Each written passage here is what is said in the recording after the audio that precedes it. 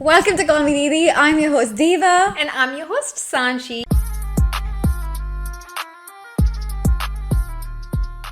And let's get into today's episode.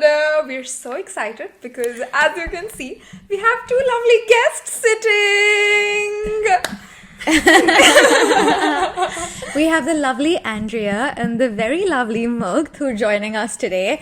And we're so excited to talk to these lovely girls because we're friends with both of them, and we've obviously met each one of you guys in different parts of our journey in Adelaide, and we've gotten something from our conversations, and we thought it'll be really good to have you guys here together. So welcome. Thank you. Hello. How are you guys feeling about, well, just so you guys know, Andrea has a podcast. So she has a podcast called Brown, Bad and Bothered. Yes, I do. So you're probably feeling a little bit comfortable. Yeah, it's being here today. comfortable in talking, and now I was just telling you girls earlier, it's really interesting being on the other side on the receiving end of questions. Yeah. I'm a little bit nervous, but I'm very excited. And how are you feeling, Mugdh? Look, I'm feeling a lot of emotions. There's lots of excitement, but there's also lots of nervousness. I facilitate for a living, so I know how to talk. But the whole setup, the whole hard work that you guys put in is a first for me. Yeah. So I'm enjoying it so far, but I'm also excited to see what's coming. You would be feeling because you just sent the picture in the group chat I saw, and I was damn! She manifested being on a podcast. Yeah. Absolutely. And I think the weirdest part is, so just for the listeners, a bit of context, I did this program last year in March 2024, and on the last day of that leadership program, we had to pick up a photo that describes us amongst 20 other pictures, and I chose this picture where there's this girl on the mic, and she has exactly the same mics as we have here. Yeah. And she's just talking, and I remember telling the room at that point that this is who I want to be. I want to make sure my voice is loud and clear.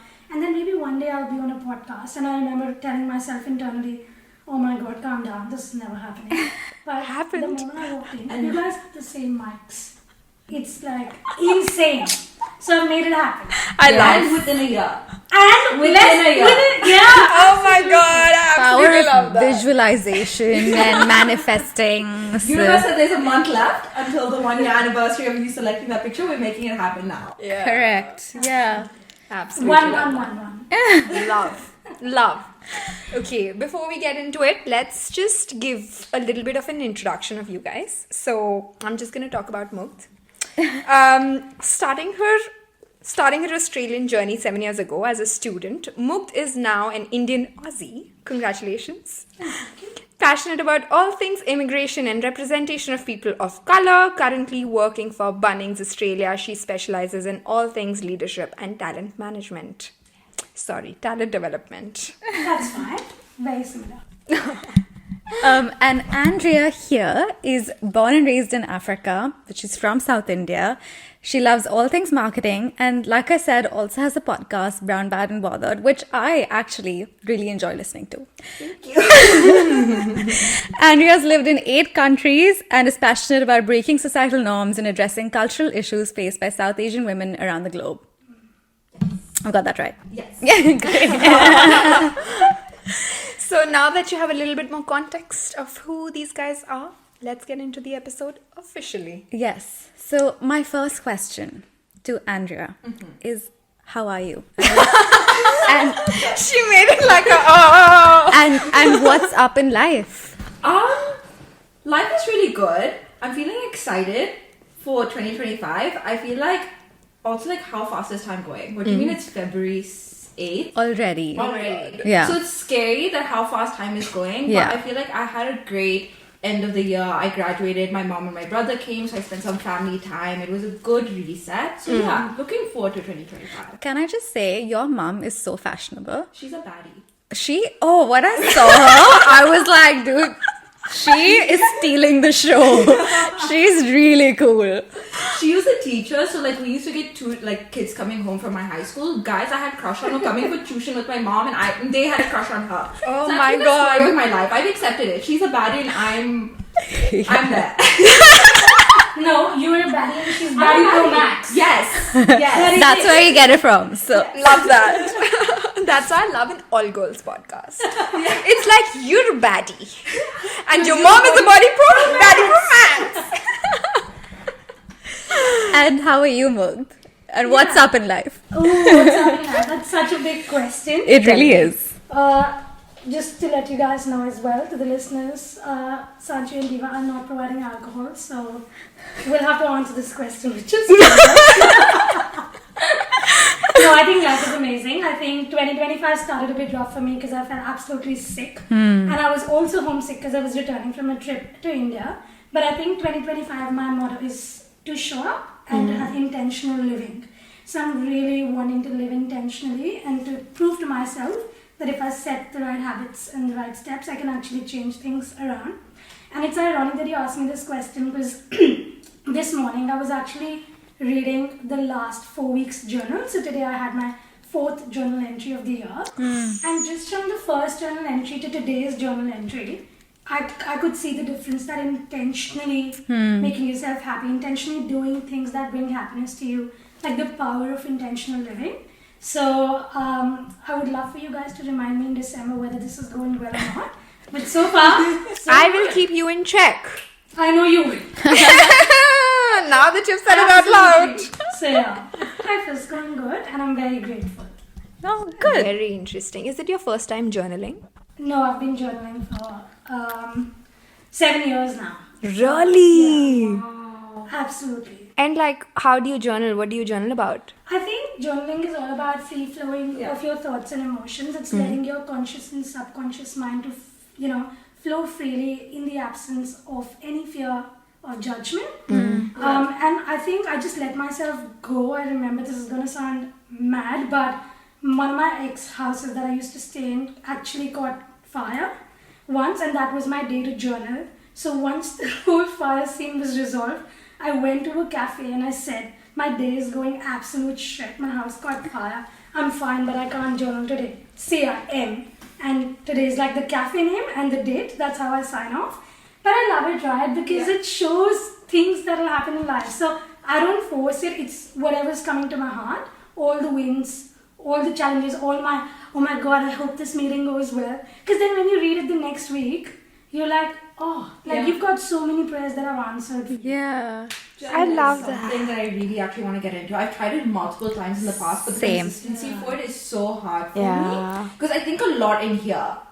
And then it's like, okay, it'll be good for you to actually put it out systematically. Yeah. And get it done. So that's one of my goals for this year. Yeah, I think, how when people say that when you clean your wardrobe, it feels better in your mind. Like, when you open it, it just feels decluttered. That's journaling for me. Like, I have so many thoughts in my head. And sometimes these thoughts are very exciting thoughts, right? I'm feeling positive. There's a big adrenaline rush, endorphins after the F45 session. Even if it's lots of positive thoughts, it just helps me declutter. And sometimes I use headings like family, friends, miscellaneous, work, fitness, and spirituality. So then you know exactly how your life buckets are going. And you can dial up and dial down. The way some people journal is amazing. I'm sure you know this with your workbook being out, like how it's so categorized and like aesthetic, but like it's good for the overthinking girlies compartmentalizing and seeing it in front of you. Because I'm definitely a very visual person. Like I struggle with anxiety. I'm the type of person if my room is clean, my mental health is clean. So I very much I know once I get into the habit of journaling, having that compartmentalized on a paper in front of me would be so good. Yeah, I have a bit of a sidetrack. We'll get back to journaling. But I have a theory and I've seen it in my life, okay? When I enter my luteal phase and it's not really my mental health, but I'm not feeling great and I'm progressively feeling worse and my room gets progressively dirtier and dirtier and dirtier. And as soon as follicular starts, wow, magical, it's great. So now I've cracked it, right? So now I clean. I keep it clean, but I do an extra clean right after ovulation phase. So that way, it looks great. Luteal phase, amazing. Anyway. And by the time your luteal phase is ending, it gets messier. Yeah. And then you just slug through your menstruation, and then as soon as you enter your follicular, you're like, I'm gonna clean now. I'm gonna deep clean. Yeah. I need to keep an eye if I'm unconsciously doing this during my cycle. like how messy I am at certain stages. And Yeah. Because my motivation and energy is at the lowest. So even though I want to, I sometimes physically cannot get up, and sometimes like I just want to rot in bed. Like that's all I want to do. So like you guys should actually try and track it, because it might actually help you optimize your life. So, like, right after we did our last episode on menstruation and like these phases of life, I think both of us started keeping track of it more often. Like now in my calendar, I have it set. These dates to these dates, I'm probably going to be in this phase of my life. So I plan it accordingly. Like the thing that we have done now with dating as well, like we are trying to go on dates every month, and so with that we have decided to do dates every follicular phase. No, meet people follicular phase, and then go on a date by ovulation, and then stay up until luteal to see if it's actually working. Dude, it's so smart, because I feel like on social media you see a lot of like, you know, the cycle in terms of gymming and fitness. It's rarely spoken optimizing it in other aspects of our life. So I feel like the fact that you guys are doing this is actually like genius. We feel like geniuses. I'm not even kidding. When we cracked it, we were like, whoa, this is amazing. Life is great. I think you guys need to get a plan, copyright this before this episode goes out, before someone else steals this and like markets the shit out of it. Oh, that's actually a good idea. We should make a document and like do something about So it. I've got a question for you, Sanchi. Have you incorporated this in your journal? No. So my journal is specifically just self-love and growth journal. So it has questions for self-love. It's divided into 7 areas of self-love, and it takes you through a journey of building each area of self-love. So it's specifically focused towards building that relationship with yourself, which is why it's not like a very free-flowing journal. Like when I started this, right, I had it in my mind, maybe I'll like launch some different journals which are like specific to manifestation or travel or something like that. But now that I think more about it, I think I want to make the brand into more of a self-love brand rather than a journal brand. So I might not launch other journals and do something else in terms of self-love. But I'm still thinking about it. So And it can always navigate and grow in different ways. It's just seeing which path it takes. Yeah. Do you look forward to journaling? Like, is it still something that you have to push yourself to do every day? No, I think the more you do it, the more benefit you find. So just like you mentioned the phases, imagine if you were journaling through these phases, then you would see how you react, how you respond to your life when you're journaling through these different phases.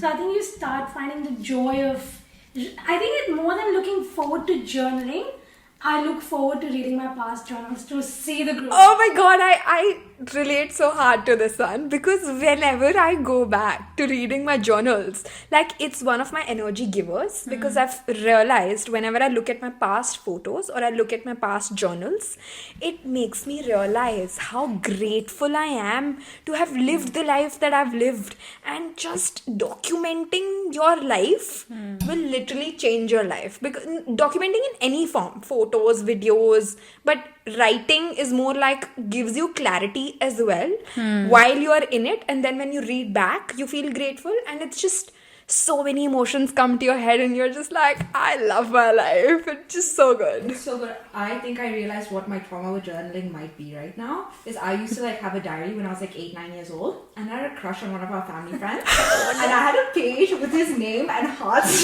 like 2-3 pages, and his name was mentioned so much in that diary. And his little sister, who's like my younger brother's age, like 4 years younger than me, she was in my room. She couldn't read at the time. She saw a pretty big book and opened it. And we having a family dinner. All of our family friends are home. I went to the toilet, I come back, and everyone's in the backyard standing in a circle.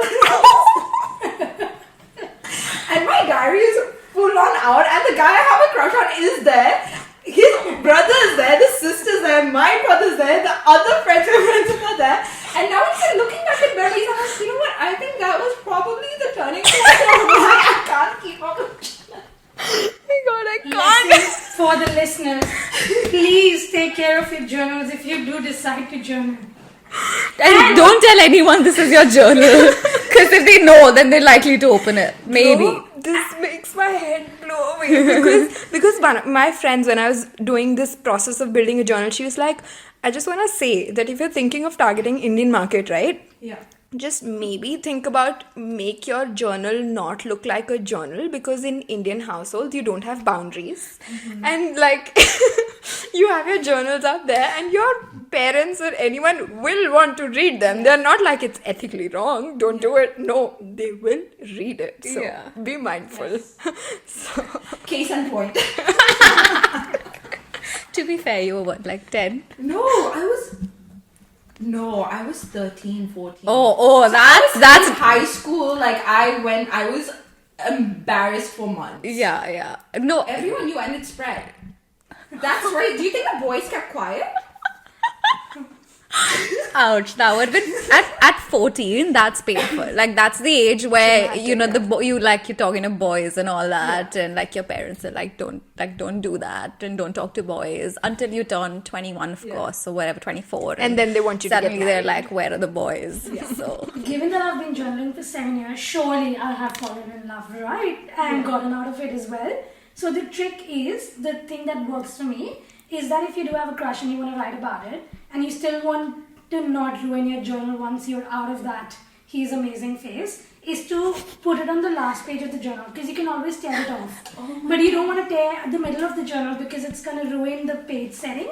So do it on the last page so that you can tear it off and then throw it away. But the integrity of your journal still remains. You still want to open it, you still want to use it. So that's the way to go about it. I would want to read about it and like slap myself to be like, you donkey, you stupid girl, you always do this every time you meet a boy, the same thing happens, you'll never learn. When do we learn? We But good eventually do. Yes. And that's why we set our age range into 28 and 32 and make it a deal breaker. Do you want to give some context?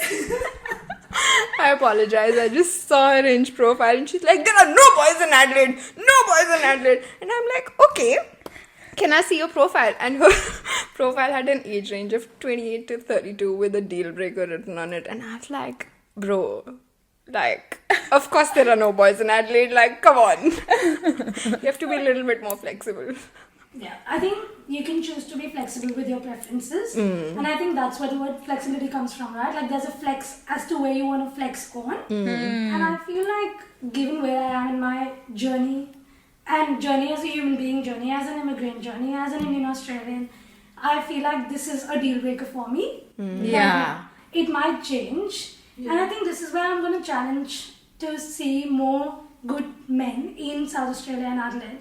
Because nobody is going to challenge you to have that as a deal breaker in Melbourne and Sydney. So why do we negotiate when it comes down to Adelaide? So And I think for a long time, like in the last 2 years of me being in Adelaide, I was in a significantly like serious relationship. And when I got out of that healing, people constantly around me, there's no guys in Adelaide, there's no guys in Adelaide. I got into that cycle of being like, there are no guys, and well, no good guys or guys that I'm looking for in Adelaide. But one of these last few months, like I have to sit myself, is that we always talk about positive thinking and the power of positive thinking, and what you tell yourself is what becomes. So if I'm giving myself so much self-love and kindness in other aspects of my life, then why, when I'm speaking about the men around me, yes, they are a lot of shitbags, and I'm not taking away from that, but if I want to find a good guy in Adelaide, I have to just convince myself they're here.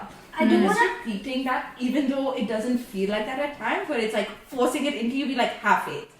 Yeah. I do want to add that with the 3 girls sitting next to me, as well as the 6 other girlfriends I have in South Australia, and I'm sure some of you are even listening to this podcast as I'm saying this, these are some of the most remarkable women I've met in Australia in my entire life. Like, these are women who bring everything to the table that they expect from men to.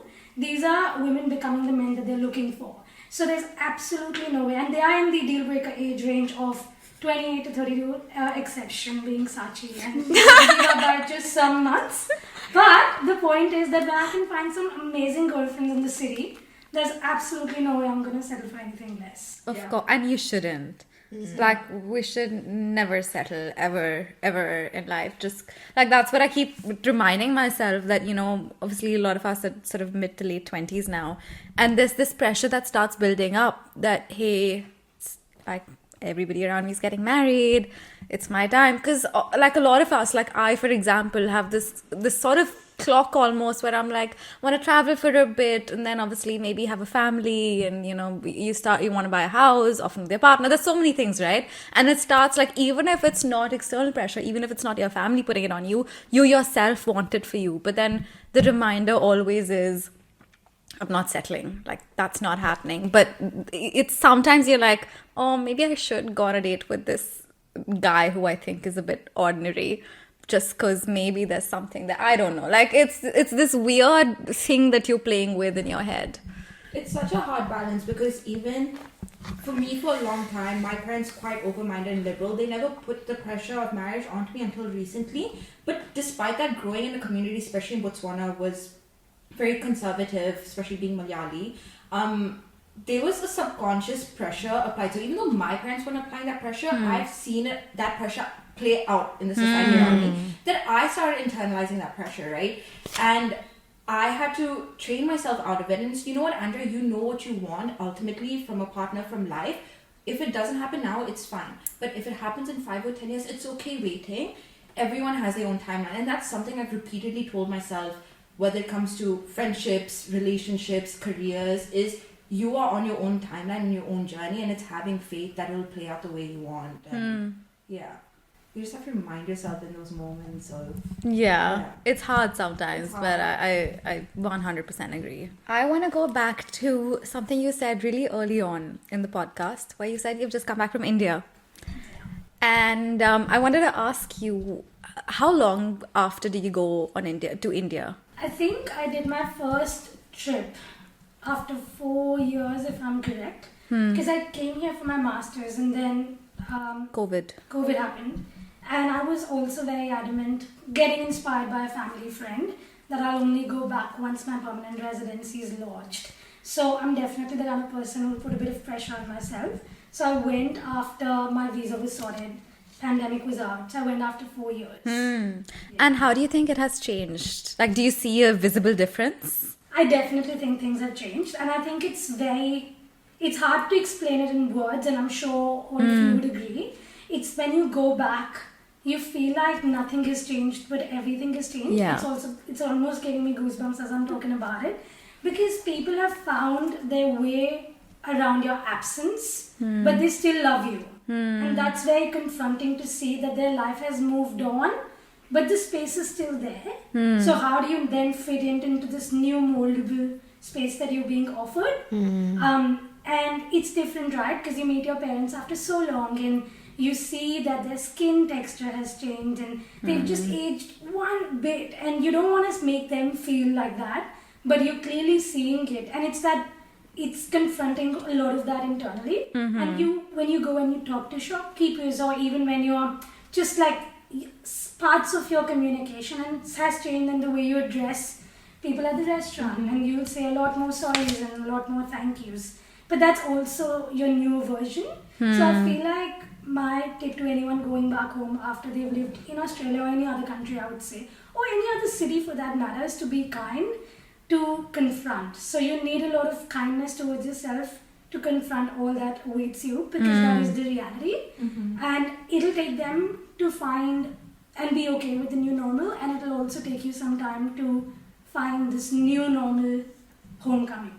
If that makes any sense. No, it makes complete sense. I completely relate. And I think there's also like a very bittersweet feeling of India would have always been your home, and at the same time you've made Australia home, and then you go back home and home feels very different, and it completely redefines your perspective of what home is. Is home just the physical space? Is it the people? Is it how they make me feel? And I think also as like young adults, we change so much in our 20s, and I think as brown women, given the freedom to be international students or immigrants without an immediate family around you to maybe control or judge or whatever it is, we've given so much freedom, that independence to grow. When you suddenly put back in a situation or environment where that growth may be questioned, not directly by your parents, but the society itself, it's confronting to, you might see yourself slip into old patterns, old habits, or finally feel, not suffocated is a strong word, but being like, ooh, I'm not suddenly as free, or I don't know what the word is, but you get what I'm trying to say? Yeah. And that can be also very confronting. Yeah. It almost feels like you question your own growth and you feel like I don't know, you have to like kind of be in that situation. I don't know how to say it, but you question your own growth basically. You go back and you feel like you're different, but you feel that it's just a weird feeling. I can't put it into words. And it's so important. I know exactly what you're saying, Sachi, and I think what you've said makes a lot of sense. The reason being that you're also feeling the guilt of the other person seeing your new version. Kind of. So you don't want to make them feel uncomfortable, and you also don't want to be like you, that NRI returning with that fake accent. So you want to tone it down, but this is also the new you. Yeah. So it's very much, it's that awkward play of them trying to make you feel comfortable, you trying to make them feel comfortable, them also feeling comfortable internally, and then you doing that for yourself. Yeah. What do you think, Diva? I mean, you've just come back as well, and you've been here as long as I've been here. I mean, I think it's also like where you are. I don't know what it's looked like for you guys, but like my family and friends, a lot of them have traveled. Like a lot of like my parents' kids have lived abroad and they've come back and they've well traveled. So the people I'm around, it feels very normal because.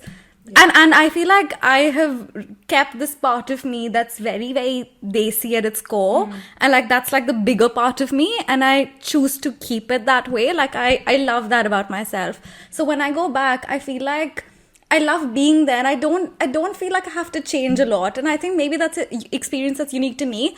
Initially, it did feel a little bit like that, like because my friends, like I don't know if I have an accent or not, but I know it's different too from when I first came here. It has evolved in some way. So I would speak a certain way, and my friends would be like, "Oh, why do you have an accent? And why are you talking like that?" And I'd feel like, "But I'm not trying to be anything. This is just who I am." But over the years, I just don't care. And if they have an opinion, they can have an opinion. It's very simple things being like, let's say last time you were home 2018, you had your favorite slang that you used in 2018. Yeah. And that's the last time your friends saw you. And now suddenly you have a new word that you use this year. And they've never in the context of seeing you in person used that. They remember the you that existed in 2018 whose favorite words or colors or outfits or style was this. Yeah. And even though they're so accepting, it's still a change. Yeah. That's on true. both sides. Yeah. Oh my god, this reminds me, because this time when I went back, right, my best friend, we only see when I go back to India, right, we see each other. So it was so funny. I told her that I make my pasta and I put oats in it to make it a little healthy for myself, and I've also brought in like nutritional yeast, and I don't put cheese and I put nutritional yeast instead to make it healthy. And she goes, "This must be Diva though." I was like, "No, Diva doesn't even cook white sauce pasta. It's me. It's my recipe. Like, it's what I do." She was like, "But I would never think that you would do this. Like, you would think so much about food and like eat healthy." And I was like, "But like I have grown so much, but because it's not with those people, they don't in their head think that you've grown so much, and it's so confronting." I agree. Definitely. I've had my mom visit me where I've lived for the first time in 7-8 years since I've moved out. I always go back home, and whenever they've traveled with me to a place, it's them dropping me off for orientation or getting me settled. And whenever I go back home, she's like, "Andrea, you're always taking care of yourself. You're always in a country where you don't have other relatives, whatever it is. You turn off your brain. I'm taking care of you. Don't cook. It's fine." So she sees me in that mode when I go home. And this year when she came to Australia, saw the house I live in, how I'm basically a mini her in terms of cleanliness, cooking, hosting, all of this. She was just like, "Who are you? You're not the 18-year-old messy girl." Like, no, but I still came home and I was still an adult when I went on vacation, but she's never actually seen me in Andrea in her own household mode. And it was shocking for her. In a good way, but I totally relate, because my mom like keeps telling me, she's like, "Sanchi, like I can't in my head think that you, such a tiny person, goes around traveling the world on your own. How do you pick like such a big suitcase on your own, and how do you go around, and like how do you do everything?" And I'm like, I can't tell you how. But on the other hand, my dad just is like, "I know you can do. I know you can do it." Like, he doesn't have that problem, has that problem. But my mom, like, she goes like, "How do you do it?" I'm like, "I don't know. I don't know how to explain." Yeah. But when you guys go back, do you also feel like the first couple of days you're like trying to, you forget that you're not supposed to wash dishes? I mean, you can, obviously, But like I go to the sink and I start and then I'm like, wait, I don't have to do this here. And it takes me some time. And then, right? 3 days in, I'm like, I don't want to do anything.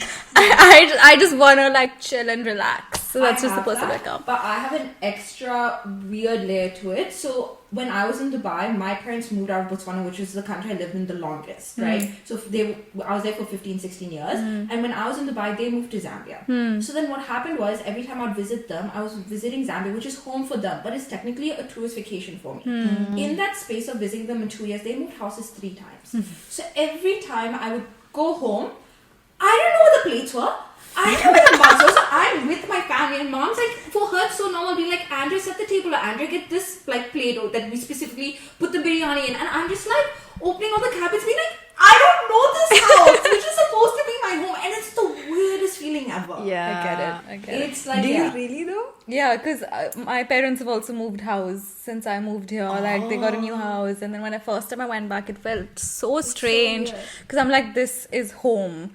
But it feels really weird. Even till now, I'm like, Mama, where is this bartan that you want me to make your chai in? Like, I really struggle. Weird question. When you dream of your family, which house do you dream of them in? Oh, I dream of them in this there. Because they've been new house. Really, I still dream of the house that they moved out of like 5 years ago. I don't dream of them in the new house. It's really weird. Maybe because my dad was in the army, so we moved houses every 2 years. Okay. So my whole life has just been moving, and they probably stay the longest in this house. So. Okay, fair enough. Yeah. Yeah, and I think I absolutely second everything that you're saying, because my parents have moved houses since when I've moved to Australia. They've actually moved to a different part of Delhi, which I don't associate with at all, because I haven't grown up there, so I have very less association. But the thing is that we've got a house help that does come in and that does help. So I do agree with you, absolutely do. Like, first day I'll still try and pretend like, oh, I'm that one independent person that I am in Adelaide, which I absolutely am. Yeah. I wouldn't doubt that. But am I the same person in India? I'll be honest, no. Do I want to be the same person in India? Hell no. However, I think the layer that's added to the house help version of it, which is, it's so funny, I was telling my sister yesterday that house help should be the highest paid job in the world. And she was saying it probably is in Australia. And I was like, girl, you are absolutely right. But I'll tell you what, right? Like the last time I went to India, when I first saw my house help, I hugged her so tightly because in my heart, I'm like, you have so much appreciation and respect for you. They're like a second mom. Yeah, and especially if they've been with you for such a long time. Florence, our house help, has been with us for 15 years. What? Yeah. Yeah, and so I think the added layer is, I don't do the dishes, but I say lots of thank yous. If I'm just putting the utensil in the sink, I'll be like, thank you so much, thank you. Same. And then they're like, thank you ka kya bolna? You know, they don't know how to respond to the thank you because they're not used to I it. remember having an argument with my mom. I went to a cafe in Delhi and I was like, could you please just do this for me? And my mom is like, you're not begging, you're paying for a service. What is this? The way you talk, like, what is this? Could you please? And I was like, yeah, I don't know. Like, I just don't know. Not that my mom is abrasive at all, but it's just the tone of it as well. Yeah. It's just completely different. Can I just add something to that? So back in Africa in general, please and thank yous are a big thing. In India, it's not, because everyone lives a very much more fast-paced life in India. It's just not part of the culture.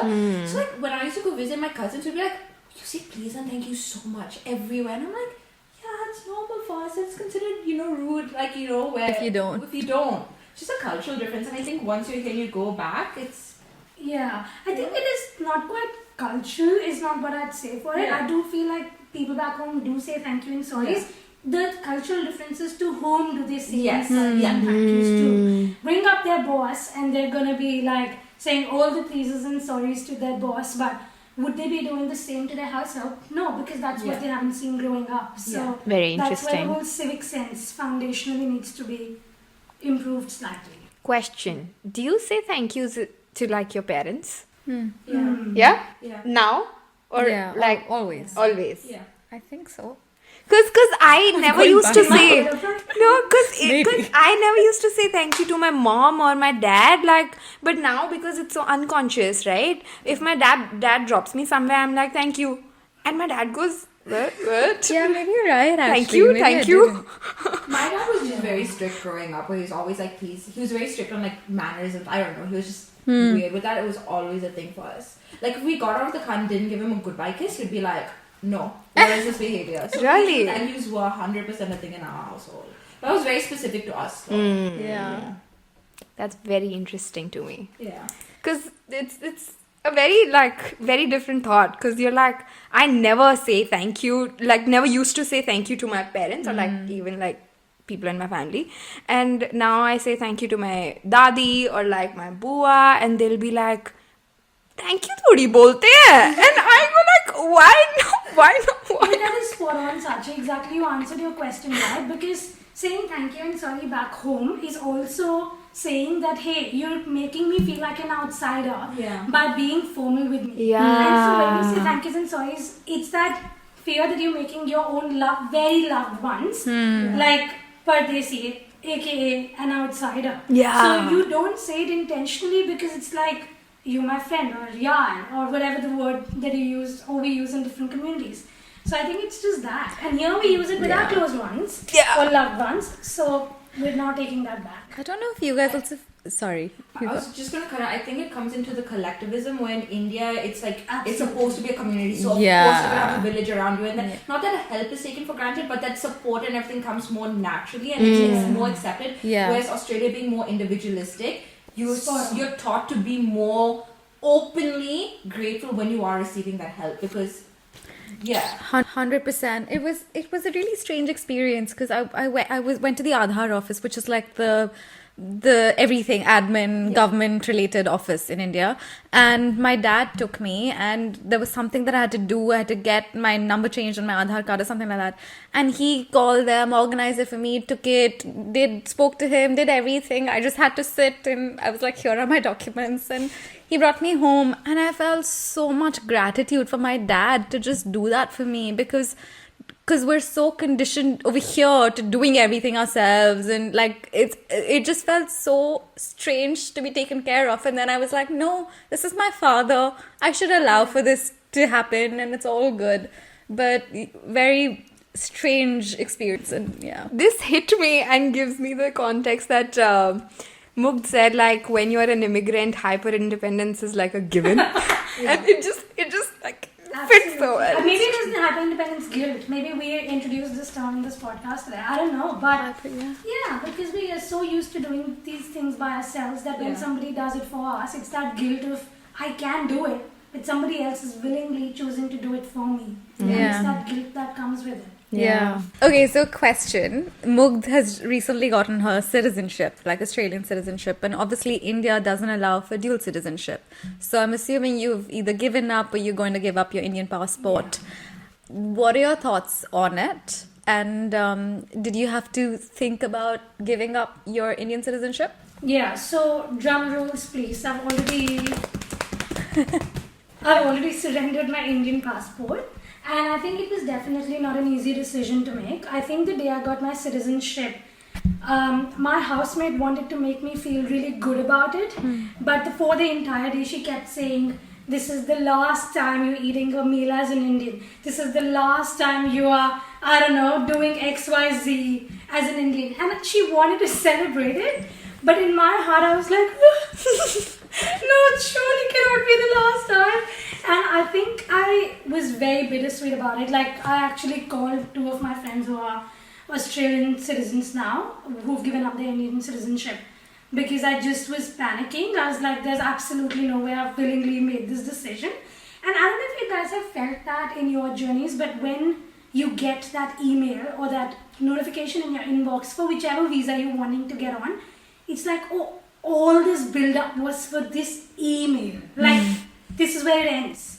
So I think it was a very bittersweet moment for me. I remember going to the VFS office to surrendering my Indian passport, and the VFS office has like the Taj Mahal photo and the Lotus Temple photo. They don't make it easy. I'm going to start crying now. And one of my Indian friends, her name is Parika, if you are listening, it's because of you. She sent me the Swades, the playlist on Spotify.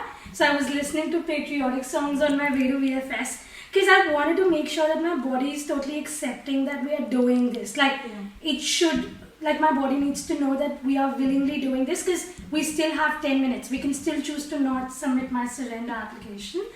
And when I did it, I felt very locked in the country. And I'm going to be honest with my experience, because this is mine. Yours might be different, but it does happen. So if you are on that journey, I felt like somebody had prisoned me to Australia, even though it was my choice. However, what I did is, like, on my notes, on my journaling, on my chat with my friends, I had pinned that overseas citizenship of India will give you Indian citizenship. Like, it will make you a permanent resident in India. So the very next day I started my application of becoming an OCI, and I'm finally an OCI, and the OCI looks exactly like the Indian passport. So once I went to India on a tourist visa, and now I'll be going as an OCI, it made me, and it gave me that peace that, you know what, I've got not dual citizenship, but I've got all my rights secured in India. Yeah. But my sister said something to me consistently. She said that a paper doesn't define your nationality. And I think that is what made the difference for me as well. I think once the dust settled and I was okay with it and I traveled, it gave me the peace of mind that when I go back to India, it's just me. It's the same person. It's the same person at heart who came here 7 years ago. So whether you're Indian, whether you're Australian, whether you're somewhere in the middle trying to find who you are, you still are you regardless of a passport. And you've got to be very, very proud of it. The only thing that has changed for me, and I would love to hear Andrea's thoughts on that, is if anything, becoming an Australian citizen has made me even more proud of the heritage I bring in from India and my culture. So if anything, I'm more confident to take seats on the table and know that I deserve here. And if anything, I'm a representation for females, but also people of color. So yeah. Yeah, 100%. Like, growing, like, because I've been NRI my whole life, like, born and raised in Africa. And a big challenge for me was that I was never African enough and I was never Indian enough. And I have an Indian passport. And a lot of people until today are like, how do you even have an Indian passport? You never born in India. I'm like, yeah, but I am Indian. So for a long time, it felt like the only physical proof that I had as an Indian was my Indian passport. Because I didn't have an Indian enough accent. I was, whatever it was. So for me, like, I know I hope to get PR here one day and get citizenship, but also, like, I feel like I'm gonna struggle giving in that passport as a final thing of, like, okay, this is what felt like a big part of your identity. You're giving it, you're surrendering it away. But I think in my 20s, with my dual identity, I took ownership for my identity, being like, no one can tell me if I'm Indian enough or not. That comes from me. And as an NRI, my parents also really, and I think this is where I relate to you, where you said you are now a representation of an Indian woman who is now Australian, who's gone through that process. Because I was an Indian in Africa growing up, and my parents taught me to be so proud of my Indian culture. And if anything, I put so much effort in my childhood to know the language, to take part in all the festivals, to learn the dances, to be really ingrained in all these things. And I have cousins in India who don't even know half of the stuff I know. They really don't. So I've done everything I can in my situation to really learn about my culture, and that's something I define and I take ownership of, you know. So I think it's, at the end of the day, it's how you feel inside about it, and owning it in whatever way you see right. Yeah, and I think the only thing that also helps is not at all forgetting what Australia gives you, right? Like, just the fact that 4 of us are sitting here having a conversation with our freedom, dressed the way that represents ourselves best.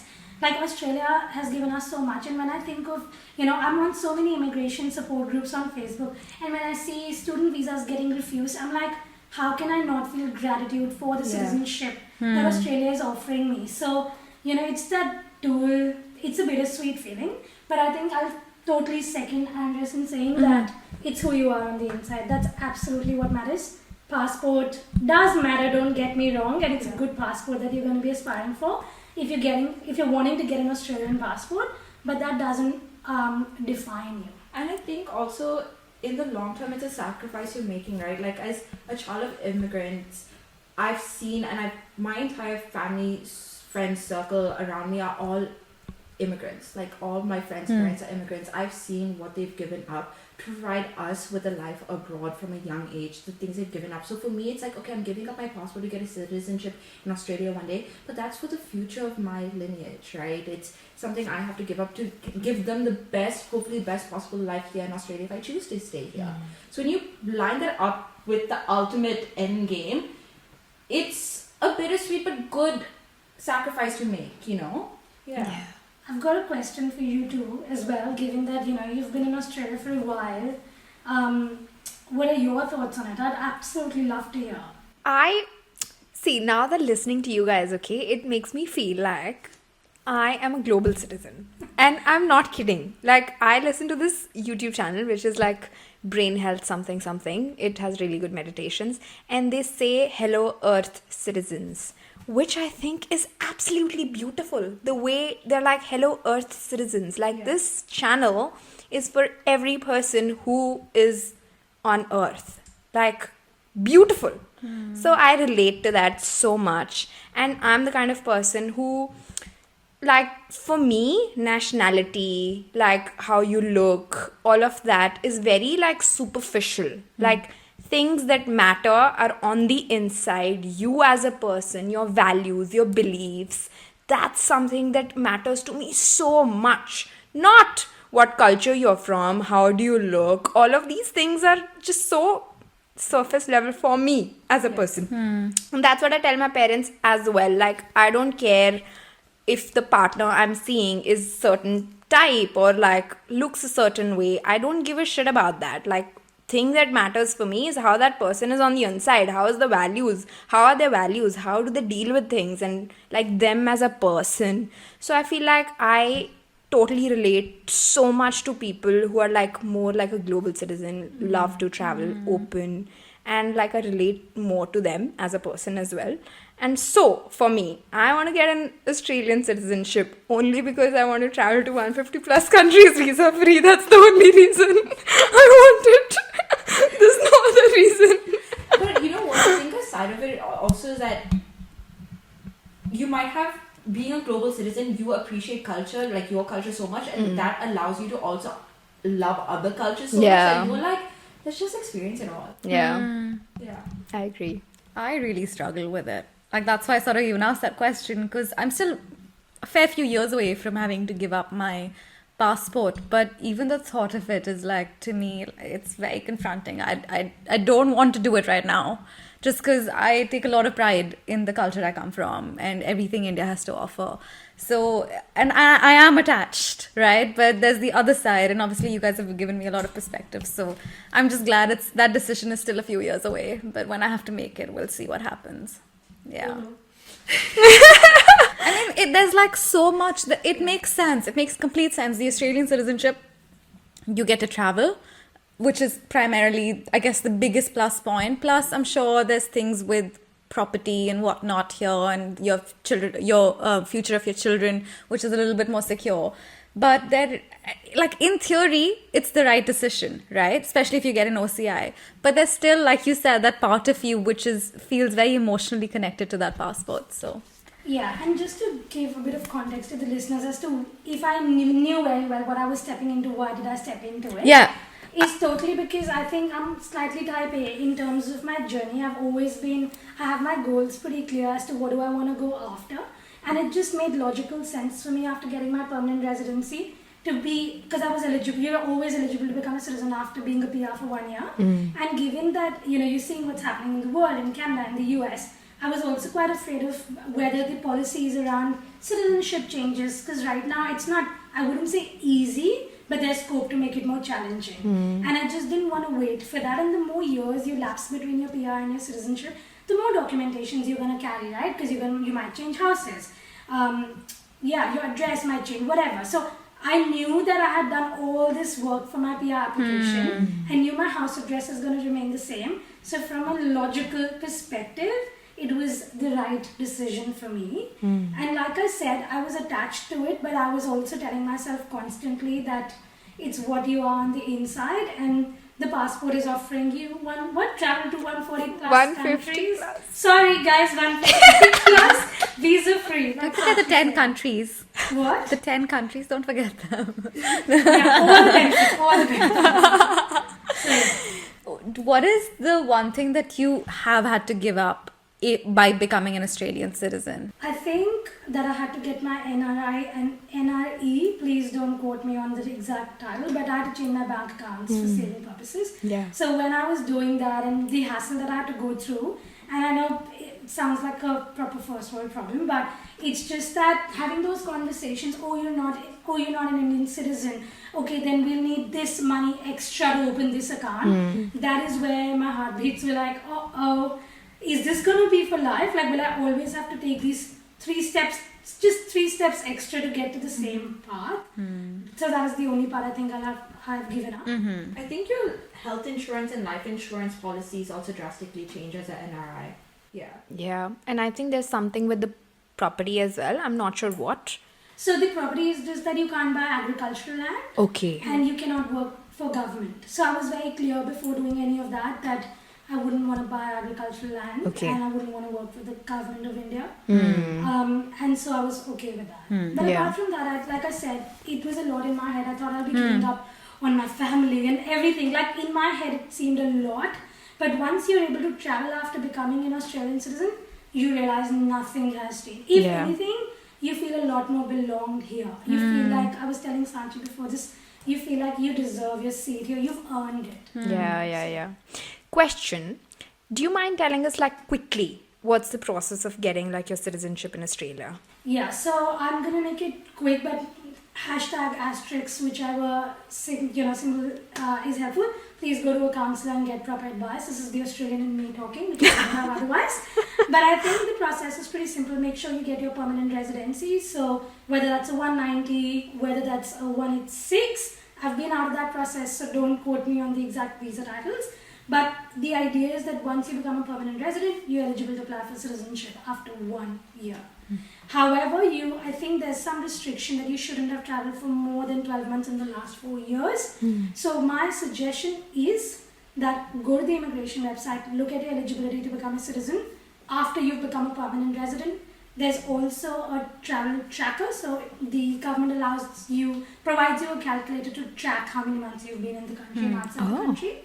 And once you've ticked all your eligibility boxes, hit apply. It's the easiest application that you would have ever done in your entire visa process. Really? Because it really tested your patience before that point, so you might as well.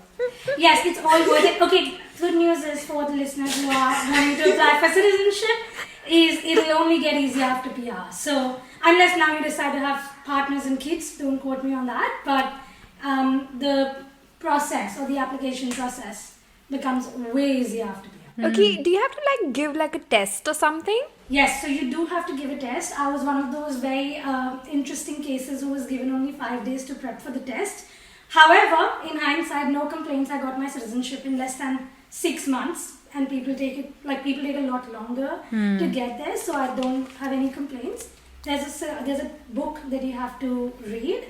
However, there's an audiobook available on Spotify. So I remember the 4 days because I was working as well. I would just have it on my Spotify on my car, and I was listening to the book back and forth.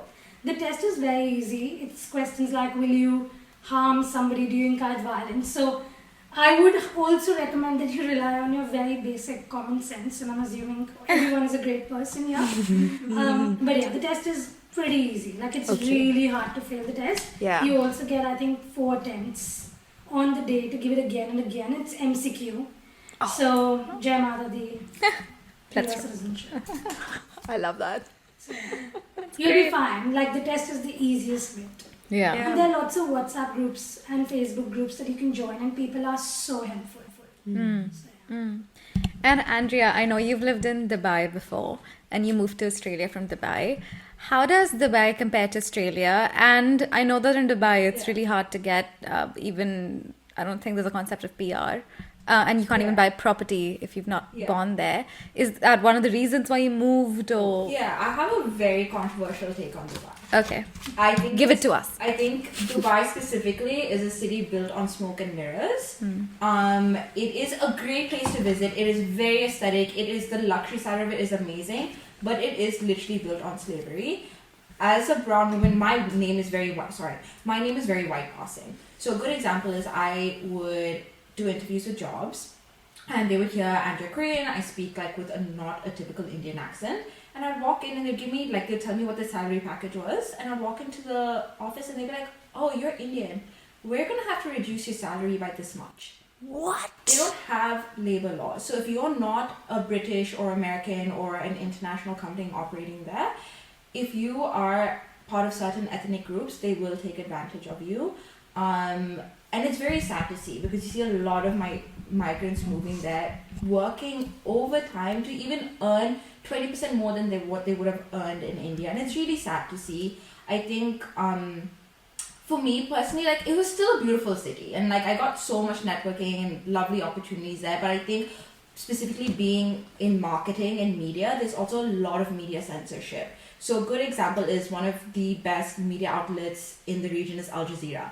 Al Jazeera is banned in Dubai, right? So when I was taking media courses as well, specifically geopolitics, the syllabus was censored on what we could talk about in class, what we could learn in terms of politics and journalism.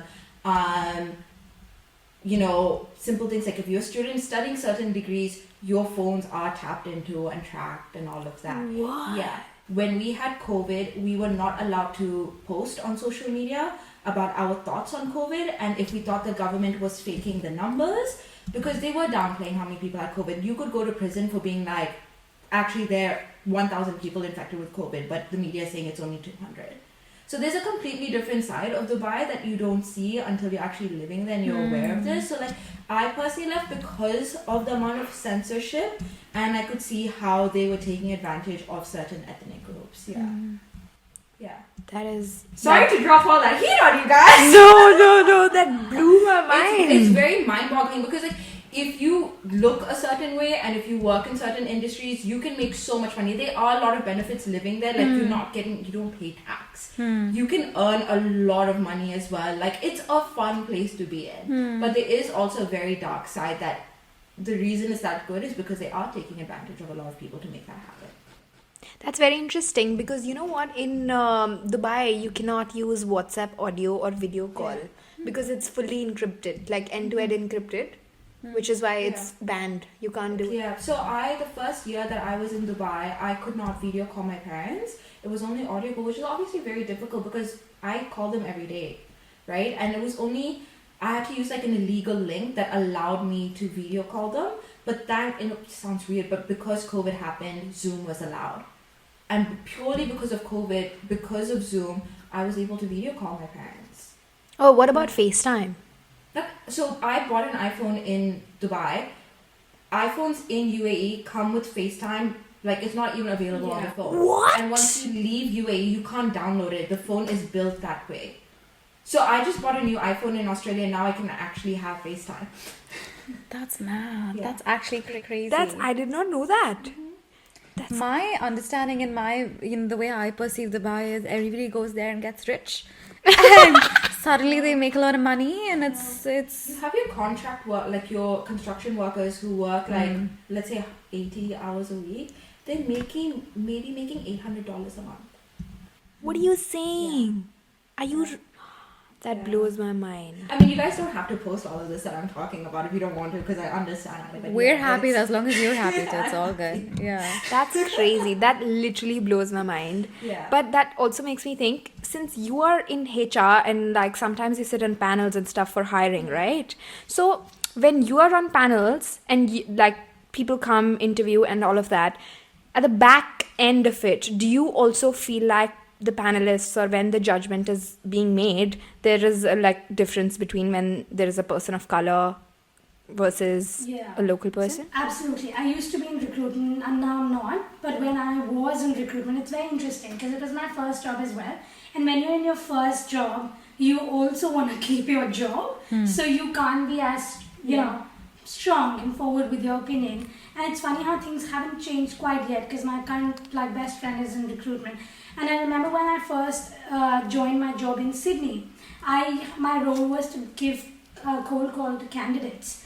And one day my then manager messaged me. She's like, "Hey, can we catch up for coffee?" And I was like, "Yeah, let's do that." And then I had 2 bombs dropped at me. So the first one was that every time I would pick up the phone, I would say, hey, this is Mugdh, M for Melbourne, U for umbrella, G for George, D for dog, and H for house. Well, of course I had to because, it's my name and it's hard to pronounce. I get it. But she took me out for coffee, really set the scene, and then she was like, oh, would you mind changing your name to Mia? And I was like, A, there's nothing in me that represents Mia. And B, if I actually even change my name, that's just not who I am. I don't feel that name. I'm not that name. And I was just so taken aback. I was like, there's absolutely no way I'm going to change my email signature and what I say my name is. And then that was still something I was processing. And then she said, oh, could you make sure that that you do not select Indian IT tech candidates, because some of them have a very thick accent. And I was like, this is just ridiculous. And to top all of this up, when I had joined the business, because when you're in recruitment, you can see all the notes that I said about the candidate. They were funny because they didn't block me from my own profile.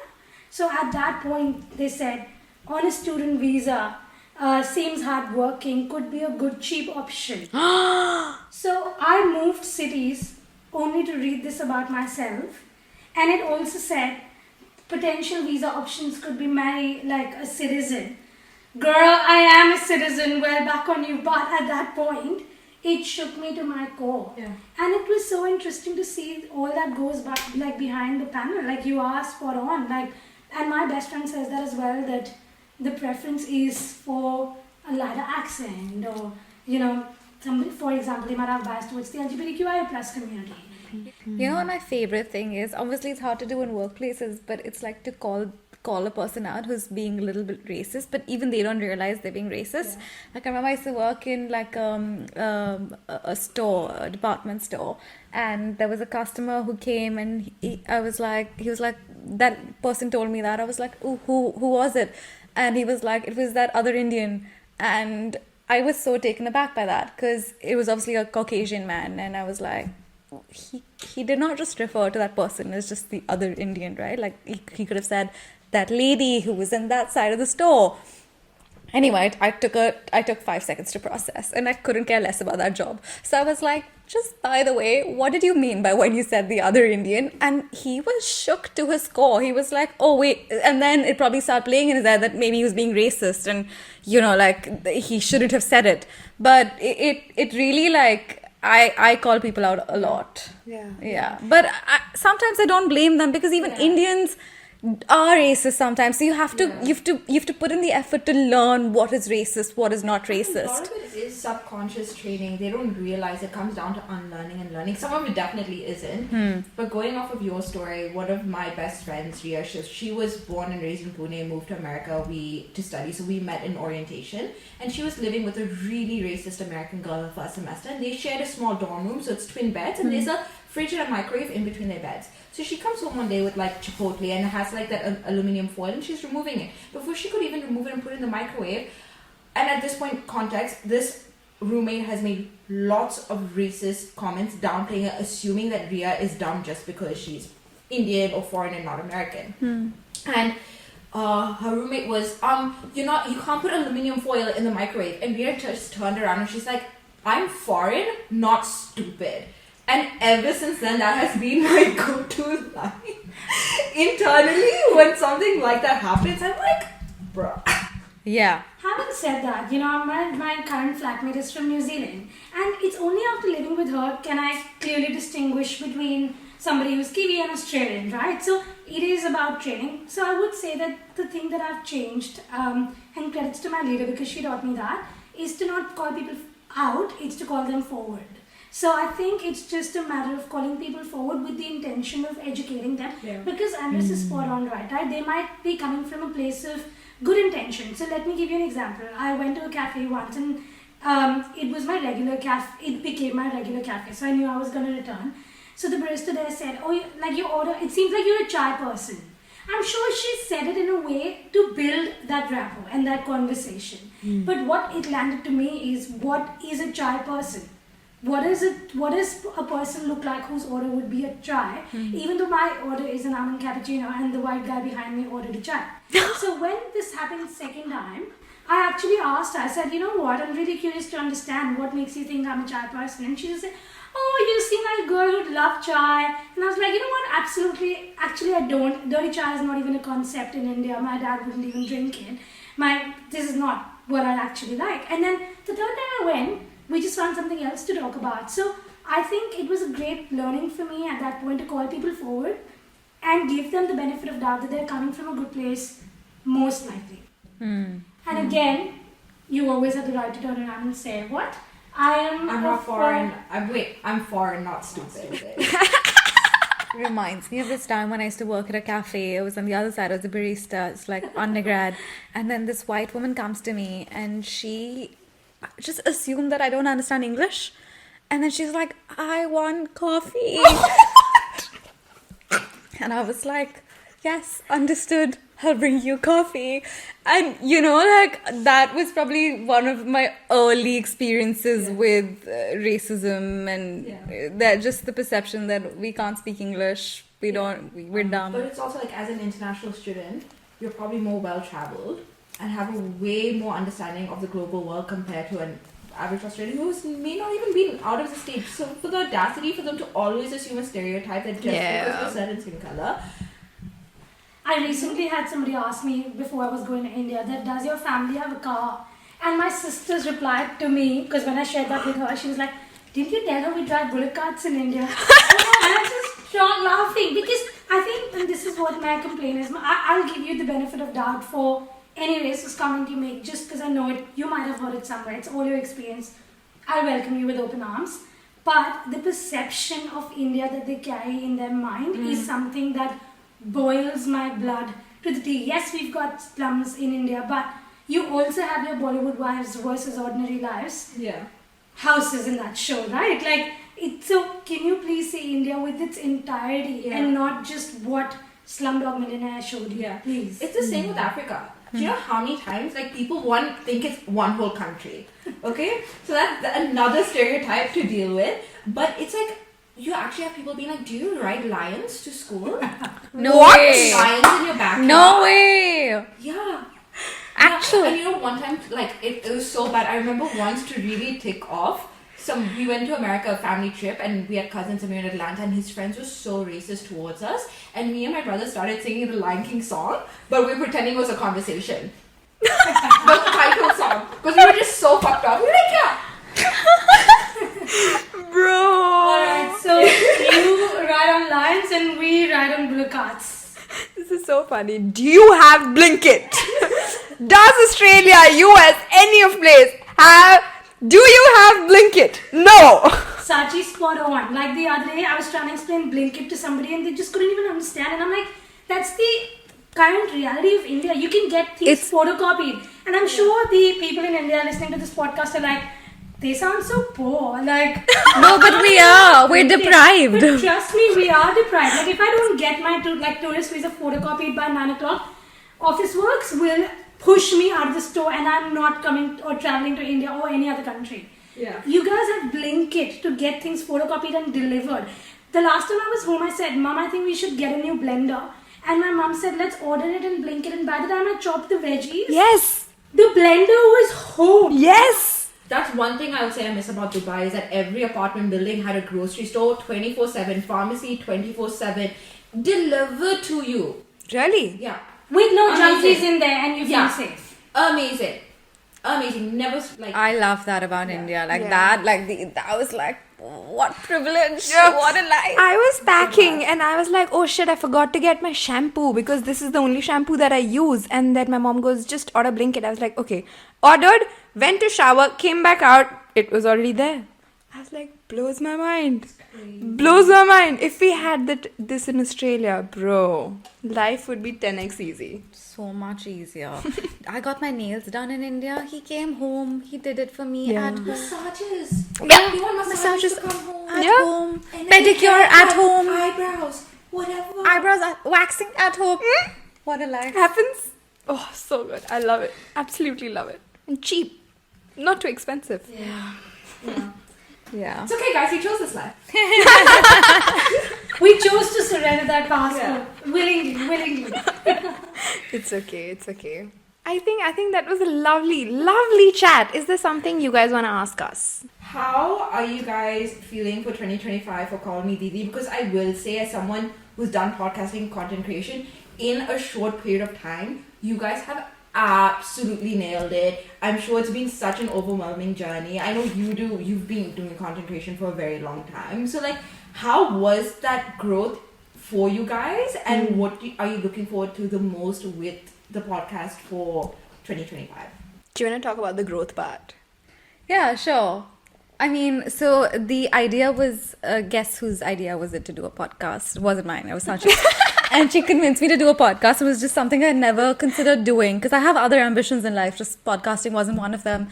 And I was like, you know what? Let's do a test. Let's try. And we did. It was good. And we enjoyed talking to mics and to a camera. So we were like, okay, let's start this. And it's just, we've just stayed consistent. Like, we've just been like, it's good that we share similar values in just doing the work and showing up. And I know you guys obviously have this, you guys do a lot of amazing things. Anyway, this is about us. But we've just showed up and we've just put in the work, and I'm so proud of us, and we've actually come a long way in a short time. So, and we often pat our backs. We're like, oh, good job. Yeah. It's remarkable. It really is. And I think Adelaide has needed a space like this. It needs more creators and voices. The talent is here. The people are here. But you just need to break that fear, I think, of a small city mindset. Yeah. So, yeah, it's... Yeah, crazy. I agree. Like when we started the podcast, I remember discussing that, maybe we'll try it for 6 months. But if we're not getting any views, we'll give it another 6 months. And after like 1 year, if you're still like very low, then we'll think about it if you want to continue or not. And then 6 months pass by, we are getting messages from people. People are recognizing us on streets, which was crazy. But I think to that's me. just an Adelaide thing. Yeah, but it's kind of still, But and it's I was really like, cool. my head blew away. I was like, people saw our reels going viral in Adelaide. People then discovered our podcast, listened to our podcast, literally watch our YouTube videos. Our podcast is like more than like, I think 117, number one podcast for 117 fans. Huge. And Blows my mind. It's so easy in the moment, like, because you're so used to seeing like 100,000 views or this many saves or this many likes. If you put that number in a room, even if you put 150 people in a room, you'll be like, oh my god, this is a lot. Yeah. I mean, imagine to the digital outlook of those numbers you guys are getting, it is a massive deal. Yeah. Yeah. So, yeah, really grateful for the growth that we have had. But for this year, I think we're really excited to take it like Australia-wide and like do like a Call Me Didi tour.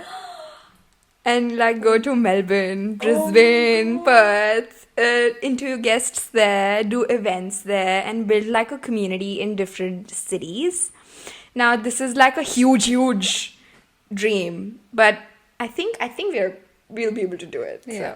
So I think it should be good. No, that's exciting, man. Yeah. Thank you for asking. And you guys, what do you have planned for 2025? Anything you guys, I know you're working on something really cool. It's still under wraps at the moment. Okay. But yes, working on a new brand, which I'm really excited to come out with. It's definitely more community focused. Plan with Brown Bad and Bother is to just get consistent with it. I feel like with freelancing marketing, working with so many other people's brands, I get so passionate about it that by the time I come and work on my own brands, I'm so tired. Yeah. So it's like this year really focusing on like, okay, put in the same energy you put in for others into your own brand's development and getting back into that routine. So I'm looking forward to that.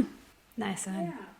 I mean, I'm just listening to all of this and I'm getting so inspired. Like, it's just crazy to see you guys do such amazing things. I think for me, it's just about showing up. Like, there are things and habits that I want to put in place. And I feel like this is going to be my first year where I'm not thinking about any documentation or paperwork. So it's really about enjoying the present. And that is something that might not seem big to many people, but I do find it quite hard to not have a goal in front of me. Like, what do you do when you're not striving for this massive visa or whatever? So it's about really being in the present and really being thankful for the life and showing up for the habits that I want to create. So really cycling back to intentional living. But I do have one question for you guys, and three of you rather, is I'm sure there are some young viewers that are listening to this podcast. So if you had one tip to that girl or boy or whoever who's listening to you right now, and maybe starting the Australian journey, what would that be? Australian journey. Yes. Love that. I'm thinking, I'm put in the spot. Yeah. It's like we are being interviewed. Always.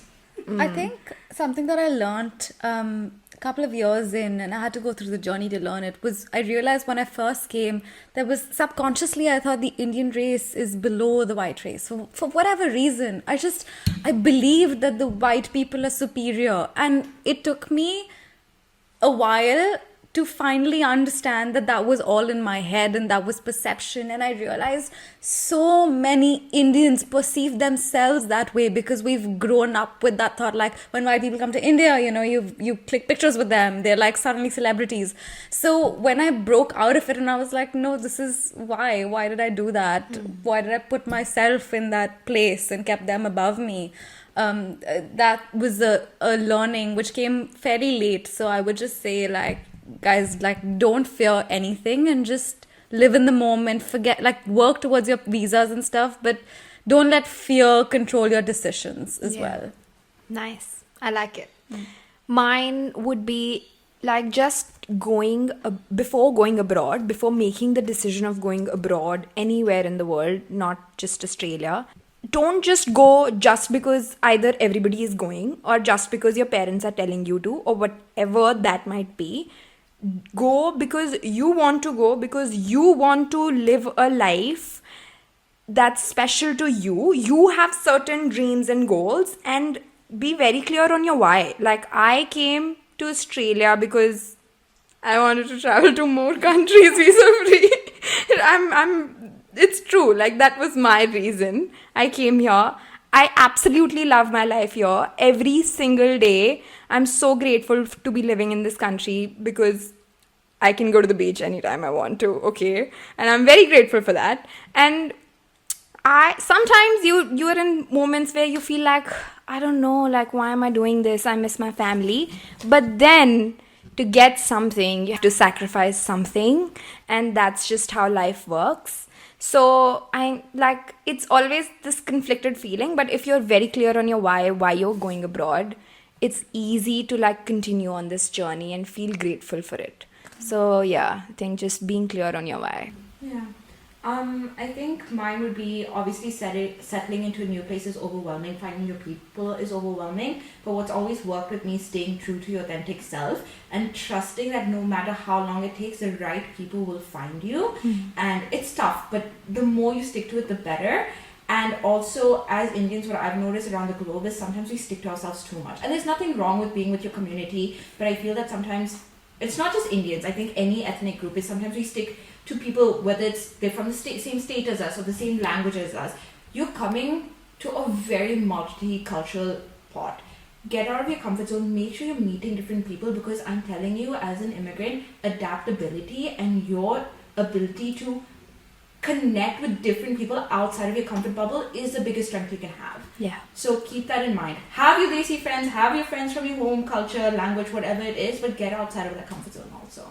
Yeah. And yours? I think for me, I totally agree with all the three that you said. You've already taken all my points. But if I had to add another one, I would just say, trust me, it gets easier. Like, you'll get there. It all seems really hard. Cry it out. Feel it in your bones. Have the $1 coffee if it's still $1 from 7-Eleven. But I'm telling you, it'll get easier. And you'll walk into stores that you thought you would never walk into. And you'll eat at restaurants where you thought you would never eat at. So believe in yourself. That is it. You'll get there. Love that. I think this is such a beautiful and wholesome place to wrap up the episode, because it's like we've all said such beautiful things and they're all true, and it's just someone will relate to this for sure. So I'm just so happy that this podcast episode has been so wholesome. I've loved it. Like, 20 minutes in, I was like, we have to do another podcast together. This was so good. I had such a good time doing this. There's so much more to say. Yeah, a lot. Like, there's so much. So much. Well, thank you so much for joining us, and hopefully we do another one sometime soon. Thank you, and we wish you all the best. Yes. Thank you for having Thank us. you. Comment down if you need a part 2 because we'd love to come back. Yeah. That's true. And also subscribe to our channel. And like this video. And follow them on Instagram. Thank you. And hit the little star review as well. On Spotify and Apple Podcasts for them. That's the podcaster talking. Okay. Right, bye guys.